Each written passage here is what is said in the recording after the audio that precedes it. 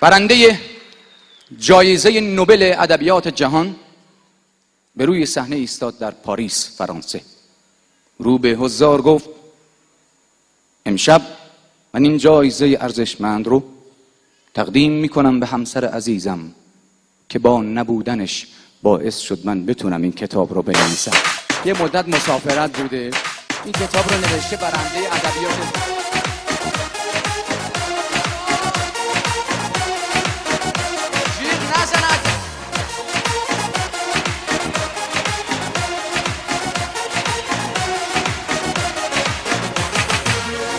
شب شیشه با اون زده آینه رو. آقایون خوب به من دقت کنن. من 2 تا توصیه برادرانه براتون دارم با توجه به اینکه روز زن هم نزدیکه. حواستون رو جمع کنید آقایون. دوستانه دارم بهتون میگم. خانم ها فقط در 2 صورت گریه میکنن. این توصیه از من، بعد جمله از شکسپیر براتون میگم. خانم ها تنها در 2 صورت گریه میکنن. یکی زمانی که فریب خوردن، یکی زمانی که میخوان فریب بدن. این رو خوب حواستون رو جمع کنید. اما شکسپیر چی میگه؟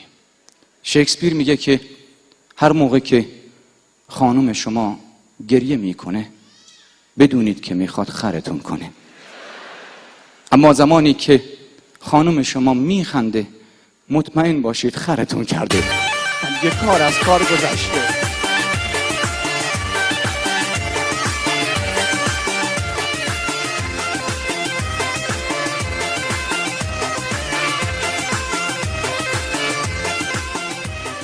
پرسید شبی ز حال من دلدارم، گفتم که ز رنگ و بوی تو بیزارم.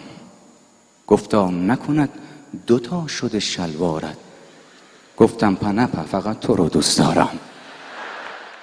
یه جوری باشه که اینها بتونن حرف دلشون بزنن. آقایونی که مرموزن اینجا داشتن دست میزدن، من دیدم. جالب بود اون موقع من گفتم خانم ها اینجوریان چون 2 بار بعد حرف بزنن آقایون متوجه بشن. خانم ها خیلی خوشحال شدن و شروع کردن دست دادن. لابلای جمعیت نگاه میکردم، عده‌ای از آقایونم. و این دلیل بر اینه که امشب اینجا درصد زنزلیلی از حد مجاز بیشتره. من تبریک میگم بهتون. چرا؟ شماره رمز کارت آبربانکشون شماره شناسنامه شونه. من خیر مقدم میگم به مهمانان بسیار ارزشمندمون. خانم ها آقایان، باعث فخر ایران زمین جناب آقای اصغر فرهادی اینجاست.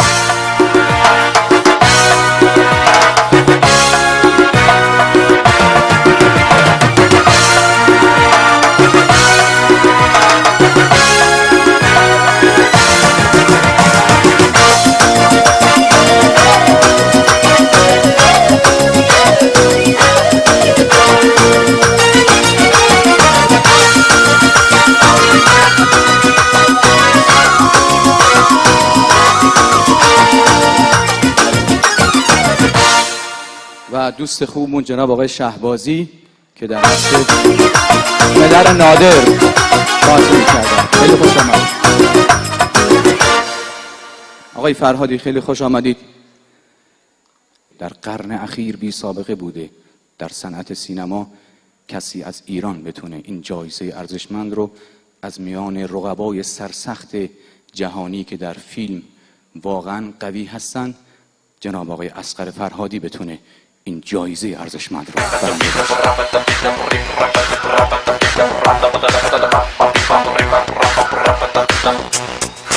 آقای شهبازی به شما تبریک میگم. من 3 بار این فیلم رو سینما رفتم و دیدم و عین 3 بار در لحظه هایی که شما با بازی بسیار بی‌نظیرتون همه رو تحت تاثیر قرار میدادید من چشمانم پر اشک شد. به افتخار آقای شهبازی عزیز خواهش.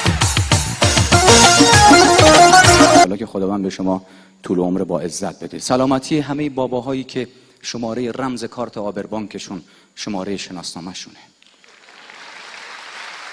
برای اینکه دیگه نمیکشه چیزی حفظ کنه، رسیده ته خط. شماره شناسنامه‌اش 11 است، میگه 2 تا 11. خیال خودش راحت میکنه.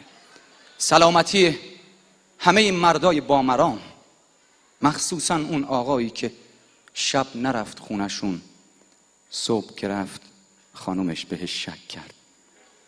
گفتی شب کجا بودی؟ گفت خونه یکی از دوستان بودن. گفت دروغ نگو، 10 نفر رفیق داری، 10 نفرشون من میشناسم، الان به همشون زنگ میزنم. به 10 نفرشون زنگ زد، 8 نفرشون گفتن دیشب اینجا بوده. بله. و 2 نفرشون گفتن هنوز اینجاست خوابیده. اینا آدمو نمیفروشن، اینا مرام دارن. سلامتی مردای با مرام دسته.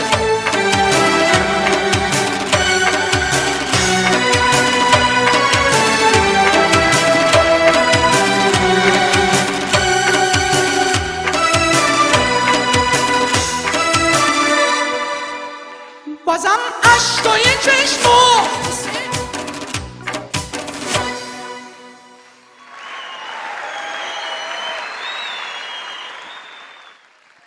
گفتم سینما، یکی از رفقایی رفته بود سینما، یک فیلم بسیار ترسناک و وحشتناکی گذاشته بودن.